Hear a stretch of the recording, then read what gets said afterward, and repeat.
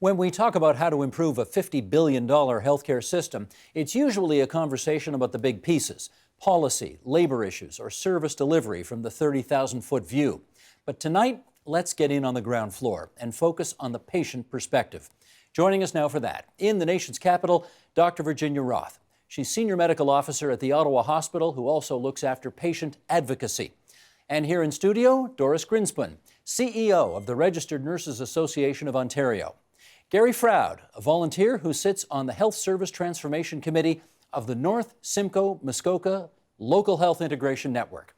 Denise Lynch is here. She's a patient advisor with Patients Canada and an advocate on home care. And we welcome back patient advocate Judith John. And I'm delighted, Dr. Roth, to welcome you to our studio in the nation's capital and to everybody around our table here. Thanks for coming in and continuing the conversation that Judith and I just started a little bit ago. Gary, I want to start with you.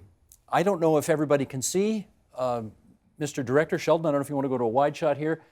Gary needs a wheelchair to get around right now. He does. And the reason is why? I found myself a quadriplegic. How come? We're not sure. No one's sure. You got a virus. I got a virus. It took me out to a point where I couldn't breathe, I couldn't move, I couldn't do anything but blink my eyes and I found myself in the medical game for probably the better part of 3 years. 3 years through the Ontario healthcare system. Pretty much, yeah. Can you sum up how you would characterize that experience? Overwhelming. To be sure. Yeah. More positive than negative, more negative than positive. How about that? I'm here. That's not saying much, Maybe Gary. Maybe not the best thing to be saying, but I am here. The system works. Could work better, I think. What could work better? A lot of the delivery models, a lot of the communications, a lot of the boxes and silos that are there that really shouldn't be there, I don't think. A lot of the privacy issues, I think, can be freed up. There's a lot of things I think that we can move different ways to make it work. Your first trip to Emerge, which Emerge was it, incidentally? Bracebridge Hospital. Bracebridge, okay. And incidentally, I got to thank you. I mean, you got up at 5 a.m. to get down here today on time. Two and a half hour trip for you. So thank you for doing that. Your first trip to Emerge, what was that like? They sent me home and told me I should go home. There was nothing wrong with me. And I also am not a frequent flyer, so I went home.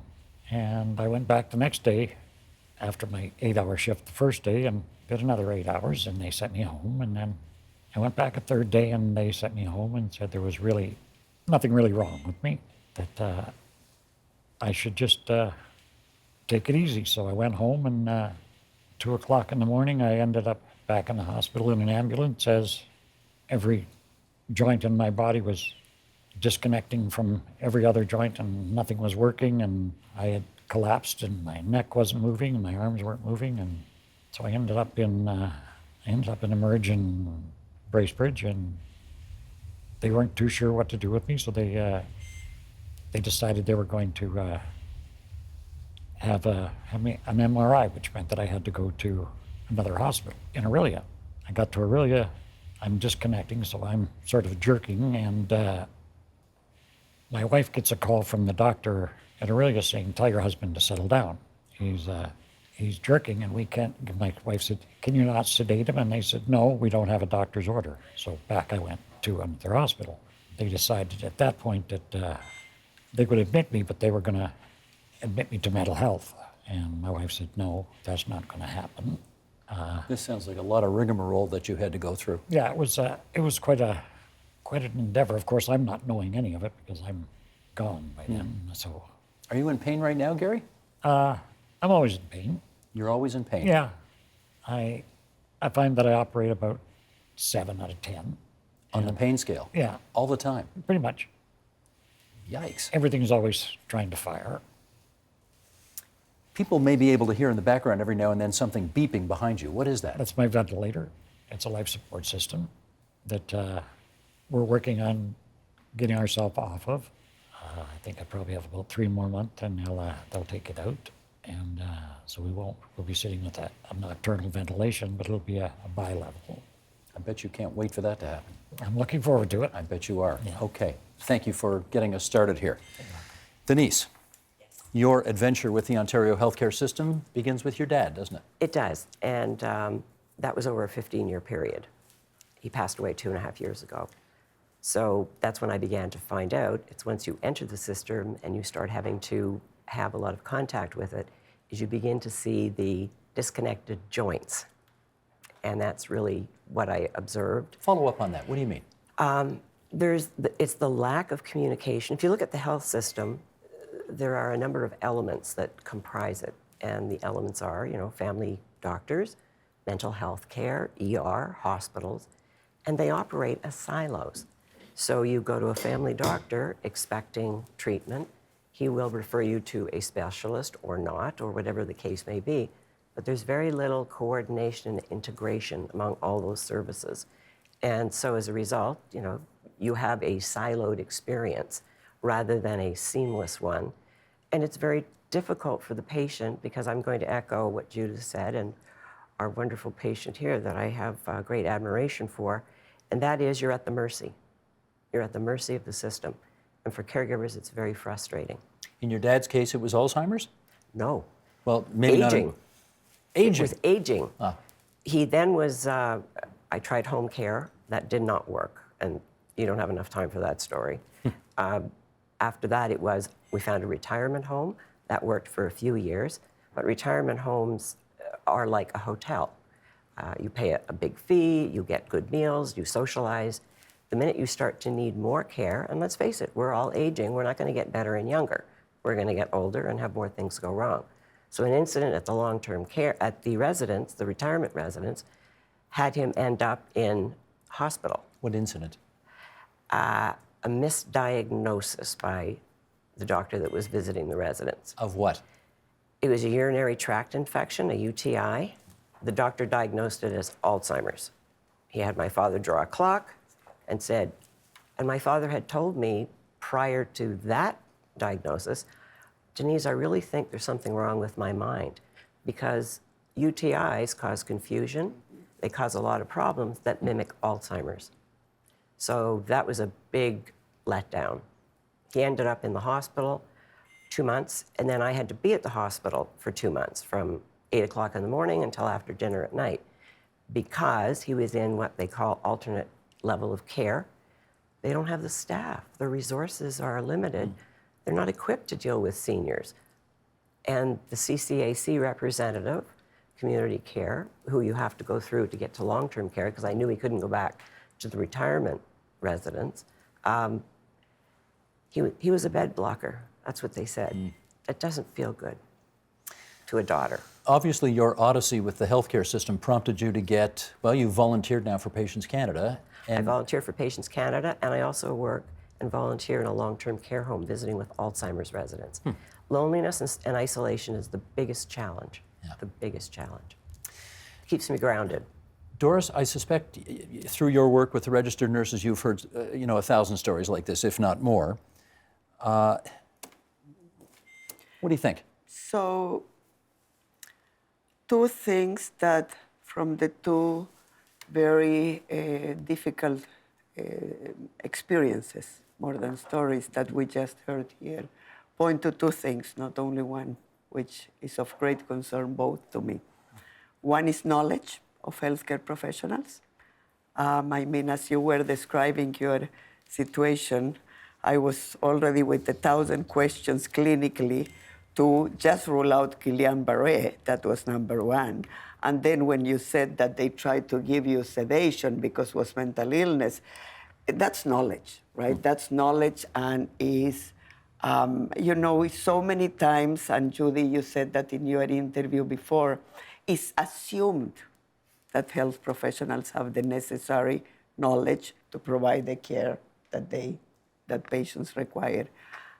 Here, again, when you said an older person, urinary tract, of course, I thought confusion out of that, antibiotic, right? So knowledge.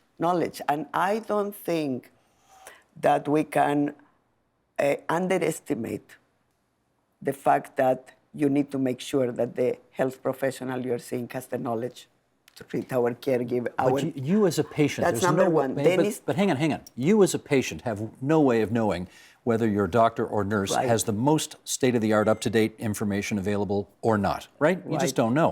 Right. So what do you do about that? Right. At the very least, don't assume they have it, in my view. Okay. Okay? Both as a health professional and as a person that just participated in caring for 2 people at outstanding hospitals that passed away. But when you hear And then stories when you hear stories of people who feel that the lip service we pay to the patient-centered healthcare system doesn't feel so patient-centered, what's the response to So that? that's the second aspect. So once we know that the health professional has the knowledge and we can trust that knowledge, comes together with that, and they're intertwined, the absolute need and expectation that healthcare professionals, any, not just nurses, doctors, any, need to have the humanity to, number one, listen. Number one, listen. If they had listened to Gary and to his wife, they probably would have known there is no mental health illness in the background, right? It's something more serious, not more serious than mental illness, but something else going on. If they have heard my colleague here, Denise. they would have known that her father was perfectly okay a week ago. Urine test was. So listen to who is that person? Not only what's the symptom that is coming on that precise moment. And then have more humility. We all. You know, I often say, and at RNO, because of that, we are starting a large initiative with patients and the public, that sometimes we think, healthcare professionals of all backgrounds, that we own the patients. Actually, we don't. Actually, we may have, hopefully, and I would say 80% of the time, yes, the clinical expertise necessary, but the patient and their family have the life journey, me, who I am, who is my family, who are my support systems, expertise. We have no, you know what I mean? We can help put the bridges, the mortar, as Judy calls it, and I love it, and you mentioned that before too, because the mortars is the coordination, the integration, and we all have proposals. The minister is following what we now say of care coordinators in primary care, not, for example, in CCACs, right? And hopefully we are moving. That will help the integration, the coordination, the hopefully not as much duplication. Okay, That will not let me go to resolve the the nation's issues capital of here. knowledge and humanity. Gotcha. Dr. Roth, I want to come to you in the nation's capital because, to the best of my knowledge, no one goes to med school for 10 years to learn how to be humble. So what Doris Greenspan has to say about we need to experience more humility in the healthcare system feels like it's a good piece of advice. What I want to understand from you is we hear all the time about how the patient is at the center of a patient-centered healthcare system. How true is that in your experience? You know, I think we've got a long way to go, Steve, and what you've heard from these really touching stories so far is the healthcare system over many years has really been centered around what works for us, what works for the organization, what's most convenient for the provider. It truly is not patient-centered. So we've got a long road ahead of us, and I think this is an important topic to start opening up and focusing in on. And you know, I think in hearing the stories, and I'm guilty as charged myself, you know, we label patients. We talk about the patient in bed 16, we talk about the patient with pneumonia. Well, that pneumonia in bed 16 has a name. They have a family, they have a history, and they have a story. And so I think we can't accept this of each other. Our patients shouldn't allow us to address them in such a dehuman way. And you know, if I might tell a story, I think it illustrates really where we can get to. One of the things we do at the Ottawa Hospital is we call patients after discharge, within 2 days of discharge, mostly to make sure they understand what medications to take, what their next appointment is, and that they're not falling through the cracks. But we always ask them for feedback on their care. And 1 month I got a pile of positive statements from one of my colleagues patients saying what a wonderful doctor he is and how well he cared for them. So I went to him, I said, what are you doing? What are you doing that the other doctors aren't doing? And you know what he said to me? He said, I imagine every time I walk into that room that it's my grandmother or it's my uncle. And so I think really seeing that patient and saying, how would I care for this patient if they were one of my own loved ones? I really think that's the first step to putting humanity back into medicine. That's a wonderful story, but of course we hear from healthcare professionals, and I don't think it was your union, Doris, but I was at the movies recently and saw a quick 30-second ad, I think, from the Ontario Nurses Association, depicting a scene where the nurses are overstressed, have too much to do, feel under-resourced. How do you maintain your humanity? We're hearing all the time about how hospitals are at 120% capacity these days. How do you do that in the face of all of that? So if I may comment on that, I think it's important to acknowledge that healthcare workers are human. We get tired. We sometimes get frustrated because we can't do as much for our patients as we'd like to in the restrictions that we work in. But what I want to be very clear is that there aren't excuses. There really are no excuses to be uncompassionate. I find patients are very understanding. They acknowledge that we're busy.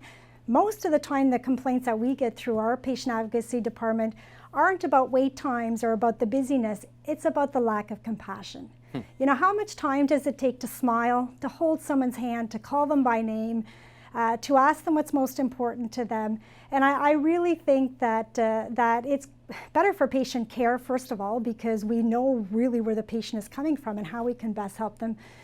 But you know, the beauty of it is that it's so much better for the provider as well. And there are a lot of data to show that, in fact, providers that do this well are less burnt out, they enjoy their work more. It's really, part of it is a simple chemistry, right? So the chemistry of a smile. When you smile, you release endorphins, so those happy chemicals. You relieve stress.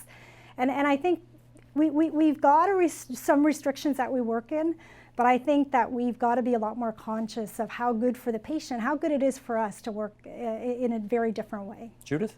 I have a ton of positive experiences at Princess Margaret, which to me was amazing. In downtown Toronto. Downtown Toronto, it's a cancer hospital. So you know, in a cancer hospital, all the outcomes aren't going to be good, and people are dealing with gripping, horrible illness. But somehow, from the minute you walk into that place, people were treating the people with the disease, not just the disease. And the trouble with the hospitals is the disease gets left there and the people go. And if you're with your family doctor, the person is still there and the diseases go. And there's a fundamental difference. And somehow at Princess Margaret, because they're dealing with such a horrible disease, they've learned how to make the patients feel very special, very important to them, and very taken care of. My husband went through radiation treatment there, and on the day of his birthday, he wanted to bring in cupcakes. And I said, you know, you have a feeding tube. You can't eat the cupcakes, I'll make them. And he said, no, my caregivers are, going to give me a birthday party because I'll be getting radiation that day. And sure enough, he brought the cupcakes. And that's a real tribute to how they were caring for them. His doctor called him after an MRI to say, we're going to be talking about this officially at our appointment next week, but it's Friday, I wanted you to have a good weekend. I took a quick look at the scans. I think everything is great, but we'll talk about it in more detail. And those are little gestures. I mean, I have a friend who got a call from her oncologist while she was in her car in the parking lot at Home Depot. And he said, I just wanted to let you know, stage 4 cancer, can't do anything now, you should go home and make your plans. And the contrast between that approach— Are you serious? Yeah. And that approach, and of course the clinician was thinking, I have to let all these people know I've knocked this off my list. But the difference in approach is vast across the system. How is your husband's throat cancer doing? Well, we're very lucky. So far, so good. It's gone. His saliva will never be the same, but his taste buds are back, and that's what mattered to him. So. Gotcha. Gary, can I ask you about the different stages of your healthcare journey? How often, as Dr. Roth put it, you had somebody who called you by name? How often you had somebody hold your hand? How often you had somebody take that extra moment just to see how you were doing? Not quite often enough. I mean, it happens. I mean, there are people who really, you can really see who care, and there are those who are just lost in the system, I think. I think the doctors are lost in the system. They don't know where to go, where to turn. I also think that they're all in the business for the right reason. You do think that? I do think that. I believe that they are. I believe that what they do, they believe is the right thing to do. I mean, So, to what do you ascribe this lack of bedside manner that seems to be so pervasive? time constraints, dollar constraints. I think bedside manner has something to do with it. I think some doctors just aren't there, and some are. I found the nurses to be a lot more friendly than the doctors quite often, and I found that as long as you kept a sense of humor and had a good advocate, and my wife was always a great advocate, and She's as long- sitting right over there as- keeping an eye on you. yeah, and as long as you can, you have to rely a little bit on grace, because if you don't, I mean, you're lost there. Denise, though, I have heard it said that you could double. We spend $50 billion in Ontario per year on healthcare right now. You could double that to $100 billion tomorrow. Wouldn't mean the system's twice as good. I've heard that from numerous people. So it's not just a question of money, right? No. And it was touched on briefly by, I think, all of the members. Absolutely, communications is important. Absolutely, they need time to be with the patient. But I look at the healthcare provider side of the coin, too. And I'll give you a very good example. I was accompanying somebody to see a urologist. We get into the waiting room. Our appointment was first thing in the morning. I thought, great, we'll be seen. Get into the office. It's packed. It was standing room only. So I go to reception and I say, because I know this lady, I've seen her before. I said, wow, is there an outbreak in urology problems or kidney problems? She said, no. What's happening is Dr. So-and-so is getting patients referred from emergency. The emerge people don't tell the patient to go to their family doctor. They send them to the specialist. And therefore, And therefore, it's the organization, it's the coordination, it's the integration. I mean, it's just astounding. So yes, but as a health provider, if I'm working in a toxic environment and I'm carrying a heavier load than somebody else because they don't have the knowledge, skills, and abilities and attitude, that puts a pressure on me. We're getting the same pay if I'm in a care provider position, say in a long-term care home, or I'm bearing the burden here. right. And they're not doing anything about your performance because you haven't got the knowledge, or if you had it, it's not being coached, it's not being supervised. If you're going to take and measure quality, all quality is conformance to standards. So if there are standards for each job or role or career, and those standards are adhered to, and there's communication, so it's the system that's badly organized. So we can say, oh, I want my doctor to be nicer to me or spend more time with me. I look at the pressures and I go, wow. You wanted to follow up, Doris. Look, you know, and we have spoken before that I'm also a system thinker and I'm in the implementation panel of the minister.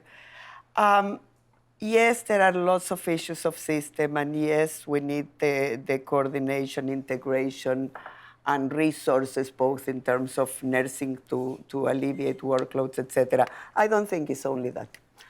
I think that it's a matter also of expectations of employers. We as the professional association expect that from nurses. How about patients? Do patients expect too much?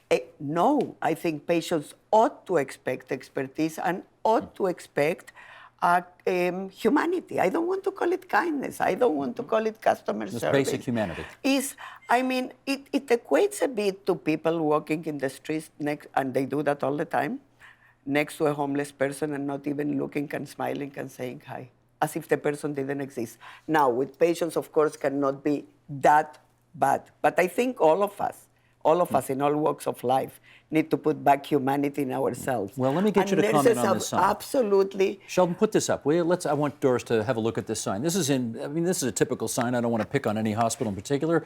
I did see it in a Toronto hospital not too long ago. it's a sign that you see in a waiting room saying hospital policy, abuse of staff. And it basically says we're not going to tolerate any patient who comes into this hospital picking on our staff or abusing the staff. You'll be asked to leave. We may pursue criminal charges if this happens. I mean, So I you get know, that. You I get know that. from But where it's, it comes, but it's right? not, I mean, would you agree it's not the most welcoming thing for a patient to see in the world? It's not, but that comes from physical attacks that start with abuse in emergency rooms, in mental health facilities, and all the way up to very serious.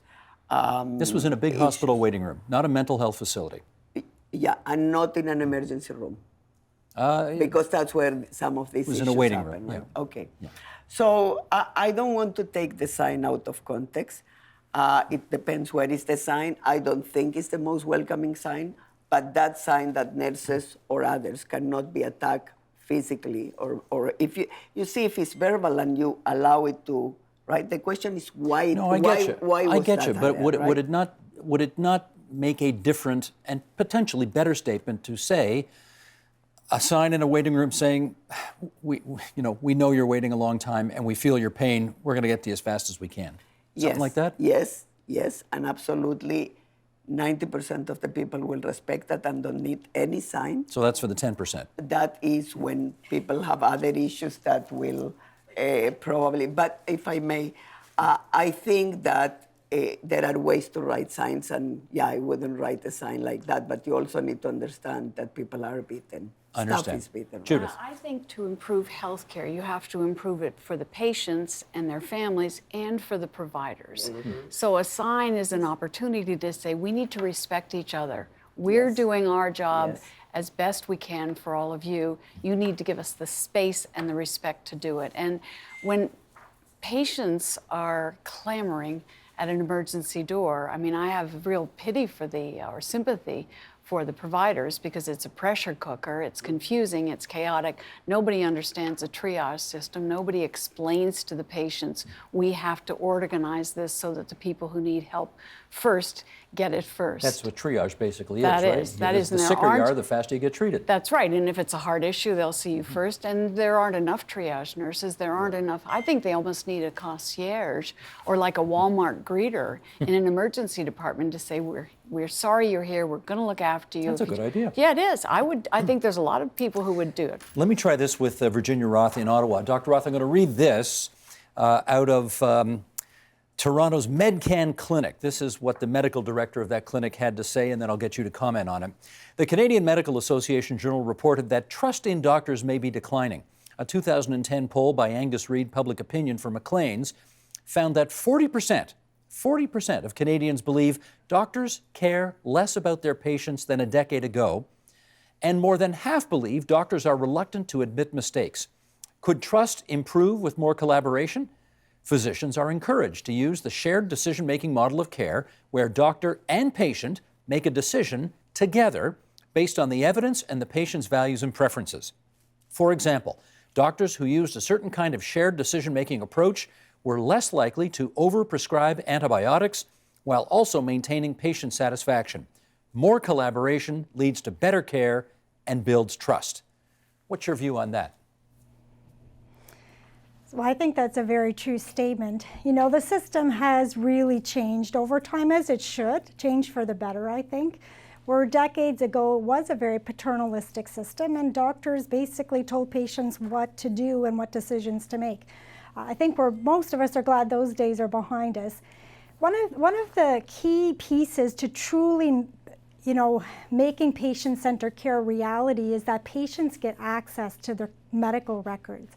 And not a lot of people are aware of this, but in fact, as a patient, you own your medical record. The doctor, the hospital, we're merely custodians of that.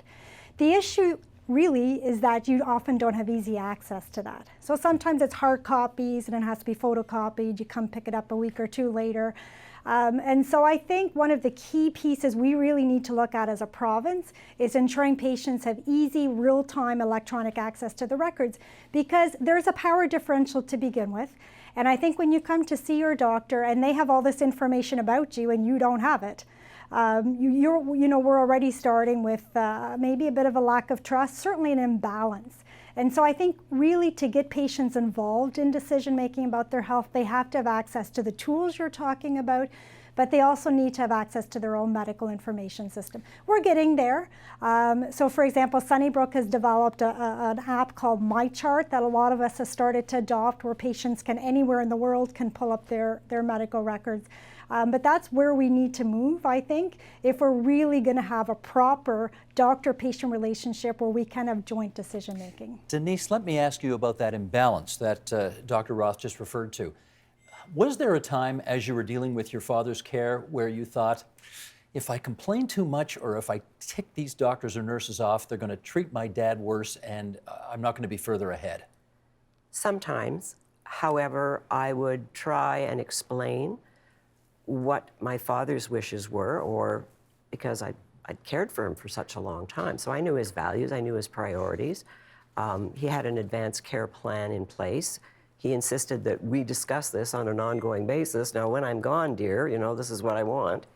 But do you feel if you speak up? I did, but at that point, because I was devoting full time to being at the long-term care home until he died, I was there every day. No, I would speak up because I saw too many inconsistencies that weren't right, not only for my father, but for the other residents. Did you ever get the impression that when you spoke up, maybe what the professionals there thought was too much, that you would get worse care as a result? No, because I'd be there and I'd be on top of it. Okay. Let me get Gary on this. Your personal experience with the healthcare system has led you to the point where you are now part of the North Simcoe Muskoka Local Health Integration Network, which I guess is the LHIN that sort of organizes healthcare resources in your part of the province. What are you doing for them? I'm sitting on a MASS committee. It's Muskoka Area Health Transformation System, and it's having a look at the whole picture, sitting the patient in the middle and wrapping primary care and all the tertiary care around, all the care that goes on around that patient, and seeing, sort of looks to me like an old-fashioned watch that you took apart, that I used to take apart when I was a kid, that I could never put back together. All the gears are there, and they're working, but they're not connecting. They're not all connecting right, as far as I'm Do concerned. you get the sense that they're listening to what you're saying? I think they are. I think there's probably 60 or 70 people sitting around that table that are all extremely bright and are all willing to collaborate with each other, which I found really refreshing for me, because I hadn't seen that in my experience in the hospital. I hadn't seen that, but I'm seeing them sitting around the table and actually wanting to make a difference and wanting to, because they know the status quo is not sustainable. And you think its your format. input can make a difference? I'm hoping it can, a little bit even, you know, I'm hoping that it can. Can you give us, put us inside the room. What's one recommendation you've said to them? If you want to transform our healthcare system, you really need to do this. I always said you had to have a wayfinder. You had to have a guide. You have to have a guide. You have to find, whether it's a care coordinator, a guide, a concierge, whatever you want to call them, someone has to help you in that system when you get in that system, because, It's hard to navigate through it. they speak in different language. They have more acronyms than you can shake a stick at. You don't know what's going on. And like I say, if I didn't have an advocate there, I would have been in a really rough shape. Your wife is your advocate. Yeah, for sure. For Judith. The days of doctors being M deities are waning. deities, Yeah. that's good. I haven't heard that before. But I think that there's a whole lot of activity around that. But the navigation of the system, I agree with Gary, it's nightmarish. And I would have to push for so many things. And I thought, boy, I'm not shy. I speak the language. I know the system. I know who to call. I'm going to do it. What happens to people who are shy, who don't speak the language, who are new to Canada, who are new to this kind of healthcare? You get lost because each silo protects itself. And it isn't that one clinician doesn't care that, the pain is still happening and another doesn't care that the eye is a problem, but they're not linked together. There is no guide. And that's what's frightening. Doris. So what RNL has been proposing since 2012, and hopefully we are moving to that direction, is that the 4,100 care coordinators of CCACs move to primary care. Primary care is the sector that will solve the issues of Canadian healthcare system, and we are way behind on that. Primary care meaning Meaning when you went to your family doctor or when you went at the beginning, that person helps you navigate, that person with you. They know the best ourselves. They know the patient, they know the family, they know the support systems, and can help you navigate the system and help the family and the patient navigate the Okay, system. we had the health minister, Eric Hoskins, in here a couple of months, well, I don't know, a month or so ago, and he said that would be a feature of the new Patients First Act. So he Is says right? to me. So he says to you as well? Yes. Do you see that in reality? I believe I just need to see it soon enough. Not a year after the transition, but on the day, or as Bob Bell tells me now, the deputy, on the month of the transition. Otherwise will not happen and nothing will change for patients. So I do believe if the care coordinators move there, first of all, you will not have so many patients in emergency rooms. They will be seen faster in primary care. People don't go to emergency rooms because they like to wait for 5 hours. They go because You don't say. Because otherwise you Yeah. go to a walk-in clinic. Dr. Roth, let me get you on that. Yeah, thanks. I mean, I think it's important to have an advocate for every patient, their own family member, or, you know, you can hire people to be your advocate. But what I think we need is more Garys.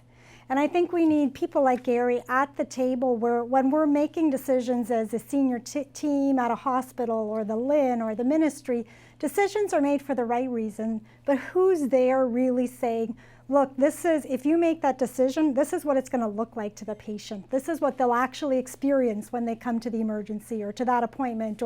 And that's the voice that really has to drive the structural changes, I think. Well, as we talk structural changes, and Gary, since Dr. Roth put you at the table and you're at our table, we got about a minute and change to go here. I'll ask you this. If you look at the organization chart of the Ministry of Health, there's a deputy minister, there's an assistant deputy minister for drugs, there's an assistant deputy minister to take care of doctors, there's an assistant deputy minister to take care of communications, anyway, I think there's 13, 14, 15 of them. I don't know that there's an assistant deputy minister in charge of the patient experience. What do you think of that idea? I think it's a great idea. I think probably the ombudsman's holding that torch right now. But I think there needs to be someone like that sitting at the table at the minister level. I think the minister needs to have patient counsel sitting with him. Judith, let me give you the last word on this. Would that help? Oh, I think it would help. I think there are embedded patients in a lot of the processes now, and I do believe the patient ombudsman, which is a new job in the ministry, to help understand the patient issues and wrestle them to the ground. That's Christine Elliott, Yeah. the former Yeah, MPP. and she's terrific, and I think she's only been in the job a year, and I think people are feeling hopeful about that. But I think ultimately it comes back to it is all about the people that you're helping in the system and the people that are helping them. And if there's a mutual respect to the challenges for both and a sense that there's a plan and a hope, I'm very encouraged by the primary care initiatives because to me, it will save the system a ton of money, it will save unnecessary visits, it will give comfort on a day-to-day level to the patients, and I think it can only be a force for good. I want to thank, starting in the nation's capital, Dr. Virginia Roth from the Ottawa Hospital for appearing on our program tonight. Thanks so much, Dr. Roth, and to our guests here in Toronto in our studio. Really grateful for all of your guts in coming forward and sharing your personal stories, and hoping that just by talking about this a little bit as we have at the table today, we can move the ball down the field, to use that football analogy. Thanks so much, everybody. Thank you. Thank you. Help TVO create a better world through the power of learning. Visit TVO.org and make a tax-deductible donation today.